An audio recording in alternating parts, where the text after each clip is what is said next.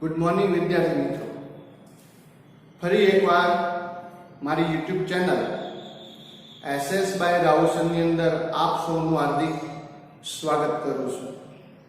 હવે વિદ્યાર્થી મિત્રો, આપણે ગયા વિડિયો લેક્ચરની અંદર આપણે કંપનીના પ્રકારોની માહિતી મેળવી હતી કે કંપની છે તેના અલગ અલગ પ્રકારો હોય છે। આજના વિડિયો લેક્ચરની અંદર આપણે લાક્ષણિકતાનું પહેલું પગથિયું કે લાંબી અને ખર્ચાળ સ્થાપના વિધિ, તો આજે આપણે જોશું કે કંપનીની સ્થાપના વિધિ કેટલી લાંબી હોઈ શકે છે, મતલબ કેટલી લોંગ પ્રોસેસમાંથી પસાર થઈને કંપની બનતી હોય છે। તો આપણે ઘણા બધા વિડિયો લેક્ચરની અંદર આપણે સંયુક્ત હિસ્સાવાળી કંપની એટલે કે કંપનીનો પરિચય મેળવતા આવ્યા છીએ। આજે સ્થાપના વિધિ છે તે ટોપિક કમ્પ્લીટ થતા આપણું ચેપ્ટર પણ કમ્પ્લીટ થશે, પરંતુ હજી આપણી પાસે અલગ અલગ તફાવતો જે છે તે પણ આપણે અભ્યાસ કરવાના છીએ। એટલે આમ જોશું તો આજના વિડિયો લેક્ચરની અંદર અથવા નેક્સ્ટ વિડિયો લેક્ચરની અંદર આપણું ચેપ્ટર કમ્પ્લીટ થશે અને પછી તફાવતો આપણે એનો અભ્યાસ કરશું। તો વિશેષ રીતના આ અંતિમ ટોપિક છે અને આપણી પાસે સ્થાપના વિધિ છે એનો ખ્યાલ આવી જશે કે કંપનીઓ છે એ કેવી રીતે બનતી હોય છે।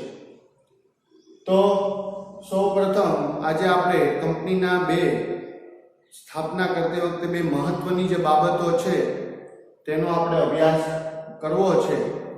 તેમાંથી સૌપ્રથમ એક બાબત છે એ છે પ્રવર્તન અને બીજી બાબત છે એ છે નોંધણીનું પ્રમાણપત્ર મેળવવાની વિધિ।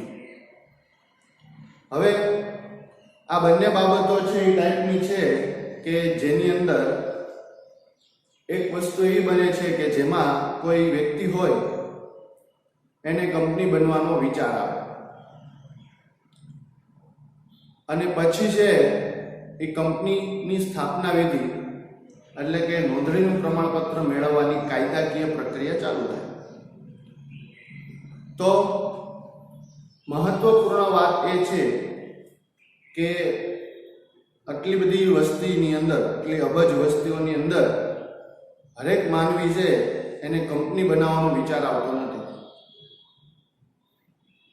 અમુક એવા ઉદ્યોગ સાહસિકો હોય છે કે જેનામાં આ કળા હોય છે ઉદ્યોગ સાહસિક બનવાની, અને એને પોતાને એક વિચાર આવે છે।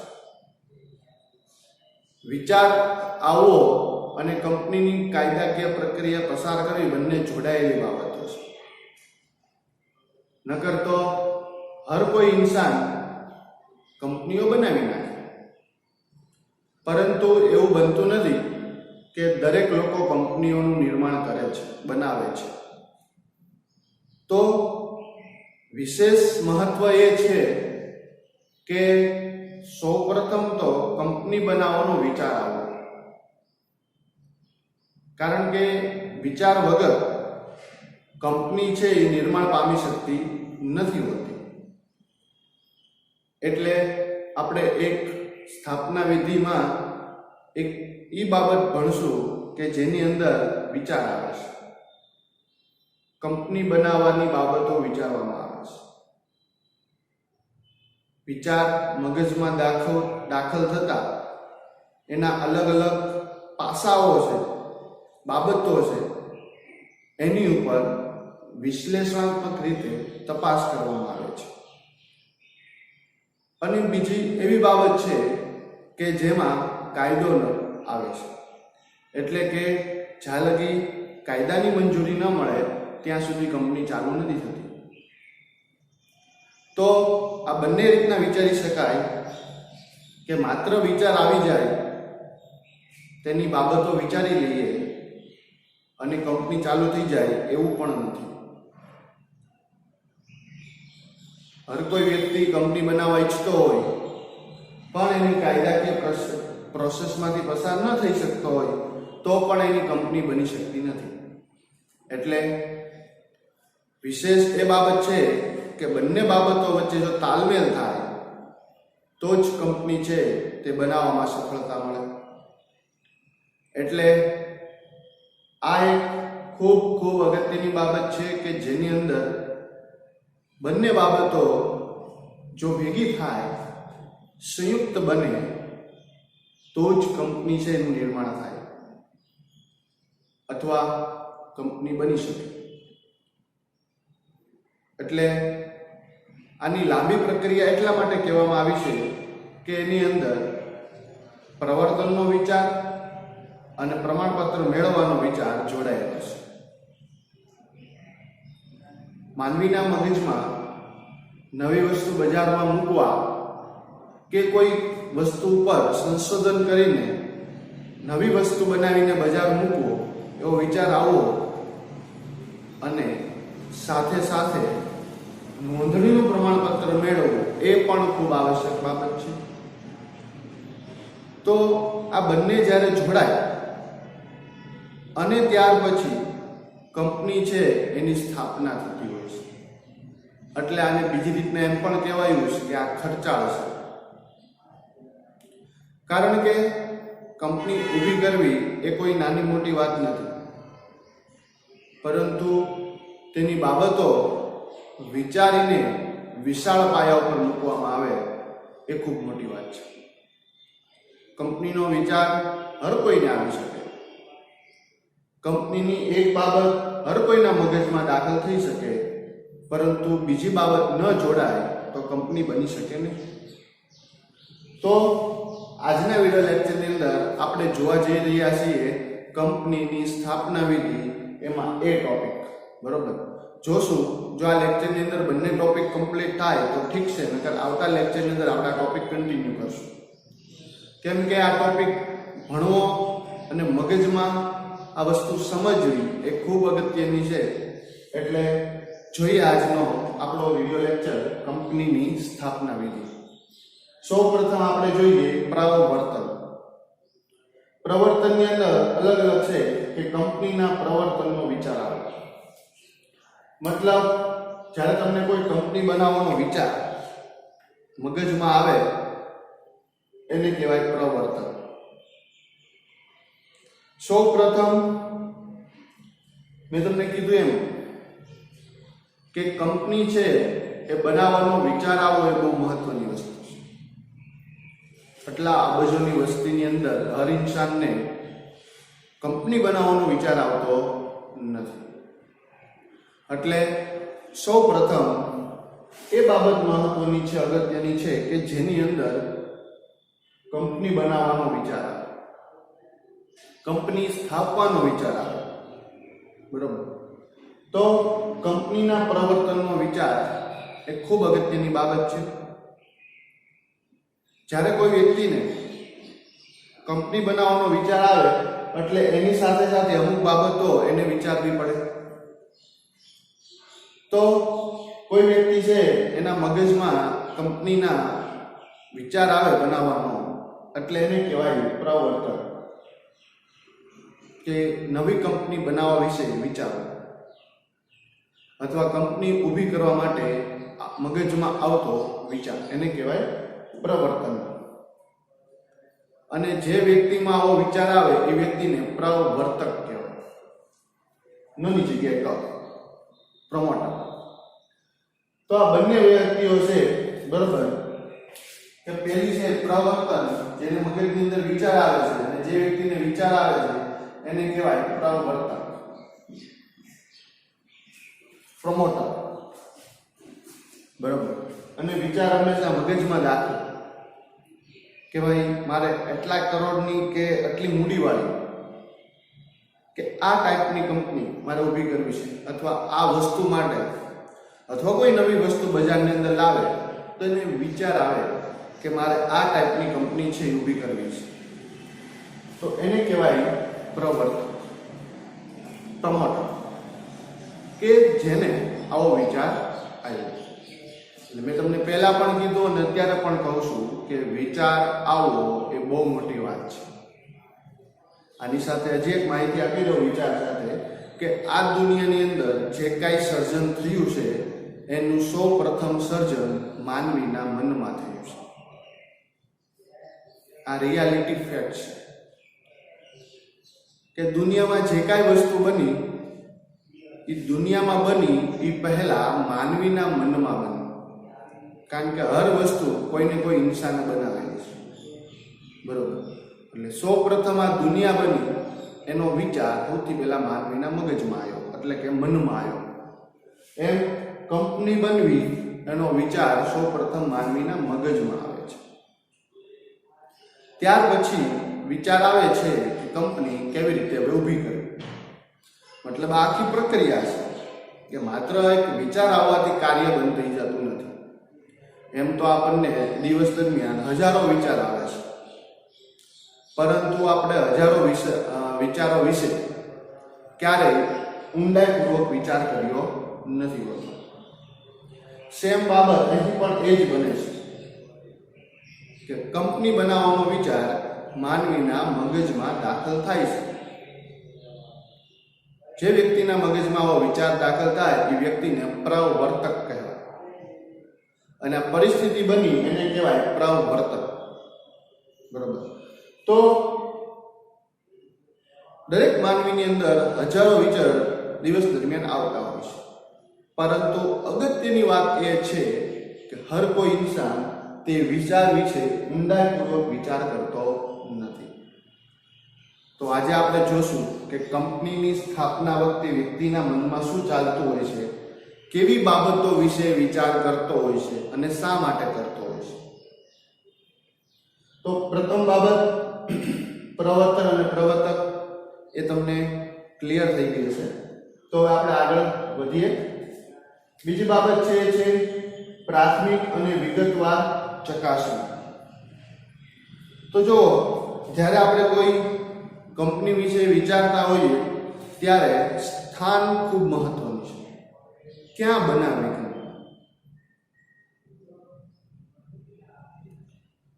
આ વિચાર એક ખૂબ અગત્યનો વિચાર છે. સ્થાન પસંદગી કરવી એ ખૂબ મહત્વપૂર્ણ માહિતી છે કે આજે મને એક વિચાર આવ્યો કે મારે કંપની બનાવવી છે, પણ પહેલો વિચાર એ આવે કે હું ક્યાં બનાવીશ, એટલે કે જમીનનો વિચાર, બરોબર. કે જ્યાં હું રહું છું એ શહેરની અંદર બનાવીશ, અથવા કોઈ એવું વિકસિત શહેર છે ત્યાં હું બનાવીશ, અથવા હું મારા બીજા કોઈ જિલ્લાઓ છે ત્યાં હું બનાવીશ, અથવા મારા રાજ્યની બહાર બનાવીશ, દેશની બહાર બનાવીશ, એટલે કે વિદેશી કંપની તો ઘણી બધી છે, તમને કીધું એમ. તો પ્રથમ વિચાર એ આવે કે સ્થાન ક્યાં બનાવીશ. કંપની બનાવી છે પરંતુ ક્યાં બનાવીશ, એની સાથે એવો પણ વિચાર આવે સ્થાનની સાથે કે નફાકારકતા મને ક્યાં મળશે. હવે સમજો કે કોઈ એક રાજ્ય હોય તો એ રાજ્યમાં એવું હશે કે કોઈ એવા જિલ્લાઓ હશે જે વિકસિત હશે, કોઈ એવા જિલ્લાઓ હશે કે વિકાસશીલ જિલ્લાઓ હશે, અને કોઈ એવા જિલ્લાઓ હશે જે અલ્પ વિકસિત હશે. આ ત્રણેય જગ્યા જોવાની હોય છે. અથવા શહેરો લઈ લો, ત્રણેય ટાઈપના હશે, બરોબર. ગામડાઓ લઈ લો, આ ટાઈપની સિચ્યુએશન હશે કે ગામડાઓ અને શહેરો દરેક વસ્તુ હશે. તો સૌથી પહેલા નફાકારકતામાં એ બાબત વિચારવાની આવશે કે મારે કેટલો નફો લેવો છે. આજે હું જે કાંઈ વસ્તુ બનાવીશ એ વસ્તુ ઉપર હું કેટલો નફો લઈ શકીશ. જો તમે નફાનું પ્રમાણ વધારે રાખવા માંગતા હો તો તમારે હંમેશા વિકસિત શહેરો અથવા ગામડાઓ તરફ જોવું પડે કે ત્યાં તમને રકમ આપવાવાળા મળી શકે, કેમ કે પેદાશની કિંમત ચૂકવી શકે એવું તમારે સ્થાન પસંદગી કરવી પડે. તો મહત્વની પહેલી બાબત તો આ જ બને કે તમારે બાબત જોવી પડે કે મને કઈ જગ્યાએ વધુ નફો મળી શકશે. સાથે સાથે તમારે સ્થાન પણ જોવું પડે કે આ જગ્યાએ કંપની સ્થાપવાથી શું મને વધારે નફો મળી શકશે કે નહીં. તો પહેલો વિચાર તમને એ પ્રાથમિક બાબતમાં આવવો જોઈએ કે મારી સ્થાન પસંદગી કેવી રહેશે, એમાં નફાકારકતા કેવી રહેશે. તદુપરાંત તમારે વિગતવાર ચકાસણી એ પણ કરવાની કે મને જમીન મળશે કે નહીં. કારણ કે આજે તમે કેટલા એકરની અંદર, વીઘાની અંદર જમીન બનાવવા માંગો છો એ પણ મહત્વનું છે. ઘણી પણ એવી પણ શહેરો કે ગામડા હોય કે એના જગ્યા ન હોય, અથવા ઘણી જગ્યાએ કાયદાકીય બાબતો નડતી હોય, તો તમારે જમીન વિશે વિચાર કરવો પડે કે ભાઈ હું જે જગ્યાએ બનાવવા માંગુ છું ત્યાં મને જમીન મળશે કે નહીં. તો પહેલો પ્રશ્ન તમને એ વિચાર આવવો જોઈએ, તમારે એની ચકાસણી કરવી પડે જમીન. બીજું, તમારે કાચો માલ વિશે વિચારવું પડે કે જે જગ્યાએ હું કંપની બનાવું છું ત્યાં શું મને કાચો માલ મળશે. તો આ બાબત પણ અગત્યની છે, બરોબર, કે ભાઈ તમને વિચાર આવવો પડે કે મને કાચો માલ મળશે કે નહીં. ઘણી વાર એવું થાય કે તમે જ્યાં કારખાનું બનાવો ત્યાંથી ખૂબ દૂર સુધી કાચો માલ મળતો, નજીકમાં ન મળતો. તો એ પણ તમારે વિચાર કરવો પડે કે મને જમીનની સાથે કાચો માલ મળશે કે નહીં મળે. પછી તમારે વિચારવું પડે કારીગરો વિશે કે નજીકમાં મને મજૂરો મળશે કે નહીં. કેમ કે લેબર ન હોય તો કંપની કેમ ચાલુ રાખવી, કેમ ચાલુ કરવી? કે કારીગરો વગર તો કંપની ચાલુ જ ન થાય. તો તમારે એ પણ બાબત વિચારવી પડે.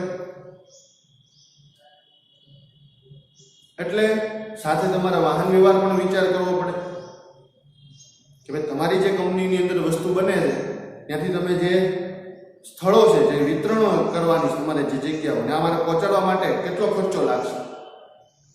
તો વાહન વ્યવહારની સુવિધા પણ તમારે જોવી પડે, પાણીની સુવિધા જોવી પડે, કાચા માલ વિશે જાણવું પડે. તો આવી અલગ અલગ બાબતો છે જેની ઉપર તમારે પ્રાથમિક ચકાસણી કરવી પડે કે જે જગ્યાએ હું કંપની બનાવવા માટે વિચારું છું, જ્યાં મારે એટલો નફાનો ગાળો રાખીને વસ્તુ બનાવી છે, ત્યાં શું મને આ બધી બાબતો મળી રહેશે ખરી. તો તમારે આ બાબત પણ વિચાર ખૂબ ઊંડાઈપૂર્વક કરવો પડે. જો આ બધી વસ્તુ મળી રહેતી હોય તો તમારે આગળની બાબત વિચારવી પડે. પણ તમને પ્રાથમિક માહિતીમાં જો તમને ખોટ વર્તાય અથવા તમારી જે વિગતો છે કે એટલી બાબતો પર મને મળી રહેવું જોઈએ એ ન મળે તો પણ તમે કંપની ન બનાવી શકો.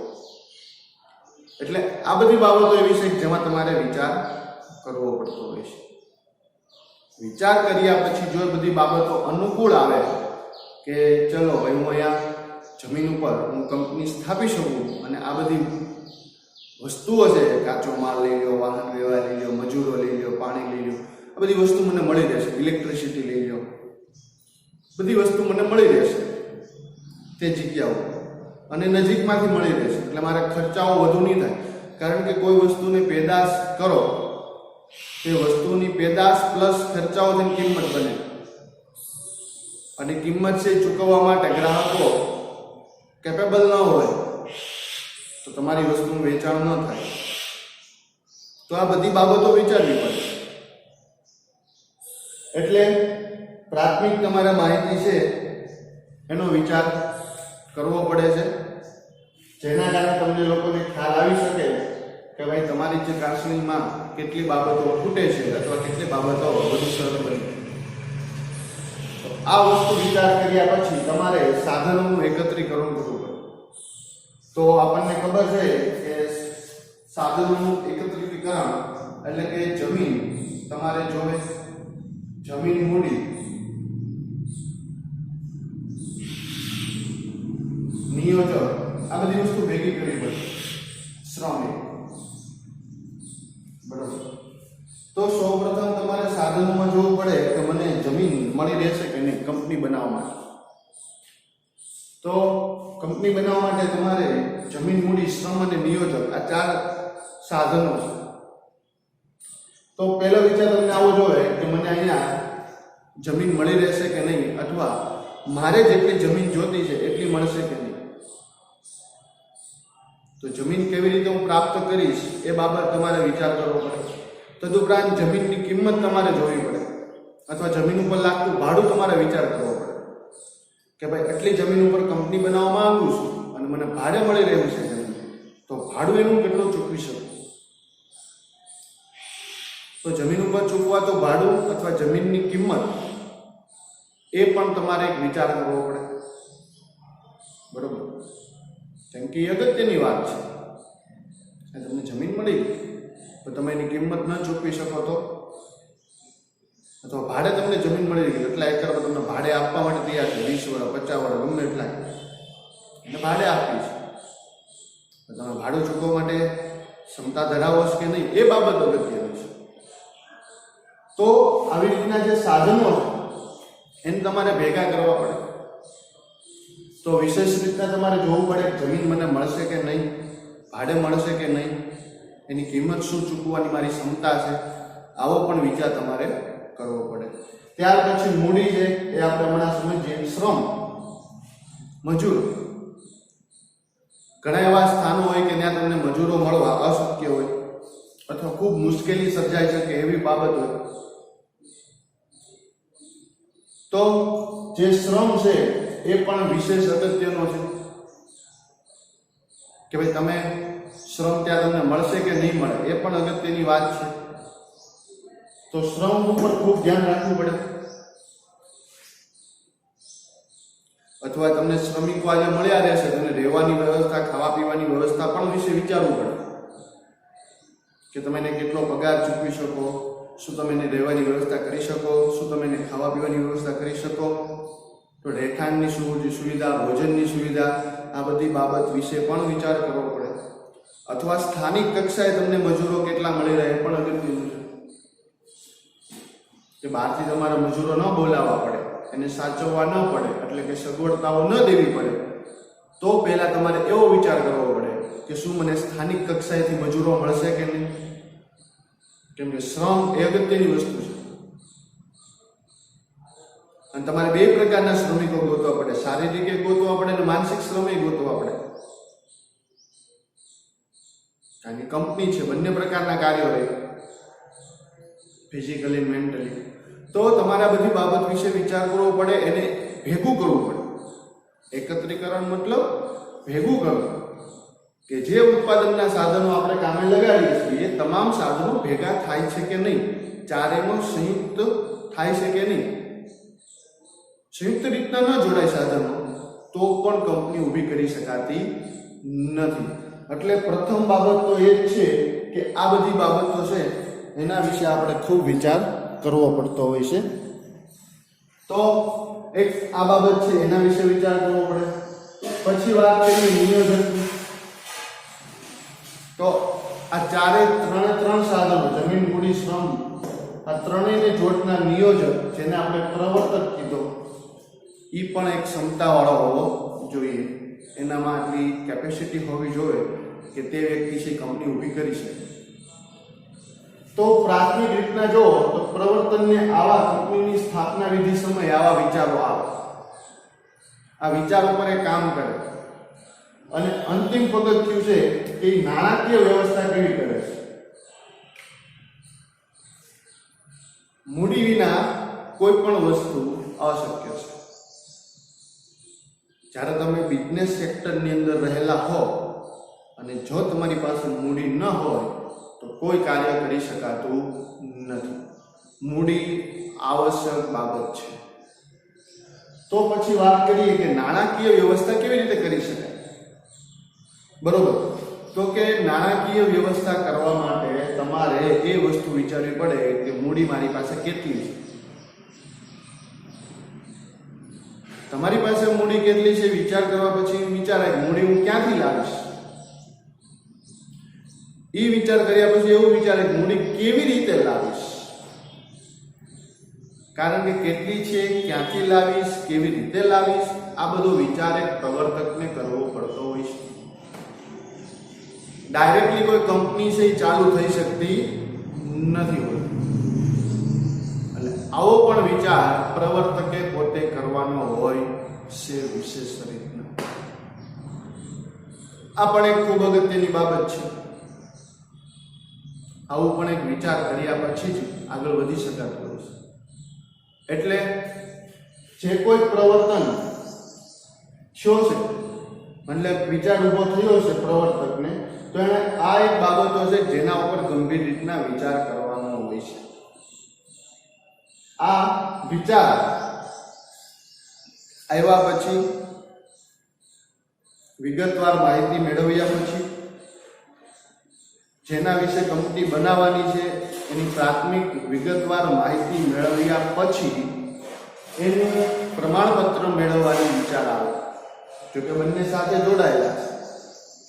તમે એટલી બાબતો જો તમે જોઈ જાઓ, બરોબર, આવેદનપત્ર, નિયમનપત્ર, સંચાલકોની યાદી, સંચાલકોની લેખિત સંમતિ, અન્ય કંપનીમાં હિત અંગેની જાહેરાત, કાયદા પાલનની જોગવાઈ, નિવેદન, તો આ જે મહત્વપૂર્ણ 6 કાયદાકીય બાબતો છે એમાંથી પણ પસાર થવાનો છે. માત્ર તમે આ પ્રવર્તન કરી નાખ્યું એટલે કે એક વિચાર મગજમાં દાખવી દીધો અને આ બધી બાબતો વિશે તપાસ કર્યા પછી તમને એવું થાય કે હું કંપની બનાવી શકીશ, તો બીજી બાબત અહીં આવી જાય છે, કાયદાકીય. એટલે તમારે બંને બાબતોને જોડીને ચાલવાનું છે.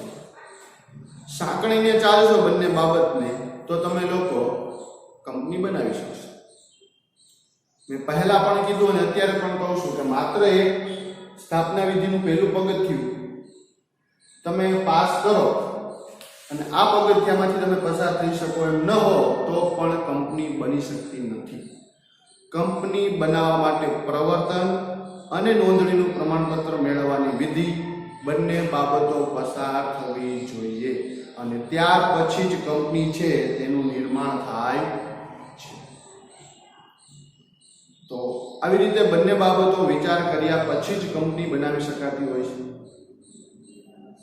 તો આજના આપણે લેક્ચરની અંદર પ્રવર્તન વિશે આપણે ઝીણવટપૂર્વકની માહિતી મેળવી છે, બરોબર, કે જેની અંદર કોઈ વ્યક્તિ છે ને એક વિચાર આવે છે અને વિચાર પછી એના બધી બાબતો વિચારવાની હોય છે કે પ્રાથમિક તપાસ કરી લે કે ભાઈ કઈ રીતના હોય છે, બરોબર, કે ભાઈ કંપની છે એનું સ્થાન કઈ રાખશું, નફાકારકતા કેટલી લાવશું, કાચો માલ ક્યાંથી લાવશું, માંગ કેટલી રહેશે, વાહન વ્યવહારની સુવિધા કેટલી રહેશે, વીજળી મને મળશે કે નહીં, પાણી મળશે કે નહીં, એ પ્રાથમિક માહિતી તપાસ્યા પછી સાધનોને ભેગા કરવા, જેમ કે જમીન, મૂડી, શ્રમ અને નિયોજન ઉત્પાદનના સાધનો છે તો એને ભેગા કરવા અને પછી મહત્વપૂર્ણ બાબત કે નાણાકીય વ્યવસ્થા કેવી રીતે કરવી, ક્યાંથી કરવી અને કેમ કરવી. તો આ બધી વસ્તુ વિચાર કર્યા પછી બીજી બાબતનો એ પણ વિચાર કરવો પડે કે એની વિધિમાંથી પસાર થવું પડે, કાયદામાંથી. આ બધી બાબતો થઈ ગયા પછી આપણે કંપની છે તે બનાવી શકીએ છીએ. તો આજના લેક્ચરની અંદર આપણે આજે એટલે સુધી રાખીએ. ફરી આપણે વિડિયો લેક્ચરની અંદર મળીએ ત્યારે આપણે જોશું કાયદાની 6 બાબતો, બરોબર. અને આ 6 બાબતોનો અભ્યાસ થઈ ગયા પછી મેં તમને કીધું એવી રીતે કે આપણું આ ચેપ્ટર અહીંયા પૂરું થઈ જશે, પણ આપણે ચેપ્ટરમાં થોડાક તફાવતોનો અભ્યાસ કરશું. પણ ઓફિશિયલી આપણે ચેપ્ટર કમ્પ્લીટ કરશું આ જે કમ્પ્લીટ થાય ટોપિક પછી બી ટોપિક. આજના લેક્ચરની અંદર આપણે એ ટોપિક કમ્પ્લીટ કર્યો અને એ ટોપિક સમજવો ખૂબ જરૂરી છે, કારણ કે ખાલી કાયદાકીય રીતના નિષ્ણાતોને લાવીને એની ફી ચૂકવીને અથવા કાયદાકીય સલાહકાર લાવીને એની ફી ચૂકવીને દસ્તાવેજો તૈયાર કરીને કંપનીનું પ્રમાણપત્ર મળી જાય, પણ જો આ બાબત વિચાર ન કરીએ તો પણ કંપની હજી ઊભી થતી નથી હોતી. એટલે સૌ પ્રથમ તો આ બાબત એ અગત્યની છે કે મગજમાં વિચાર આવવો એ ખૂબ જરૂરી છે. વિચાર આવ્યા પછી એના ઉપર કામ કરવું જરૂરી છે, કેમ કે હજારો ઇન્સાનને હજારો વિચાર આવે છે. આ બાબતને આપણે ખૂબ ડિટેલમાં સમજ્યા પછી હવે આપણે આવતા લેક્ચરની અંદર આ બાબત સમજશું અને પછી આપણું ઓફિશિયલ ચેપ્ટર કમ્પ્લીટ કરશું. પણ મેં તમને કીધું એમ કે તફાવતો જે છે એને આપણે આગળ કન્ટિન્યુ કરશું. તો આજના વિડિયો લેક્ચરની અંદર આપણે અહીં સુધી રાખીએ. ફરી મળશું નવા ટોપિક સાથે, નવા એક એક્સપિરિયન્સ સાથે, કે જ્યારે આપણે એક નવો અનુભવ કરશું કંપની વિશે, એવી બાબતો જાણશું, ત્યારે ફરી આપણે એની સાથે ભેગા મળીને અભ્યાસ કરશું. આજના વિડિયો લેક્ચરની અંદર આપણે અહીં સુધી રાખીએ. ચેનલને લાઈક, શેર અને સબસ્ક્રાઇબ કરવાનું ભૂલતા નહીં. ખાસ કરીને વિડીયોને શેર પણ કરવાનું ભૂલતા નહીં. અને જો તમને હજી લાલ બટન દેખાતું હોય તો ચેનલને ફટાફટ સબસ્ક્રાઈબ કરી નાખો.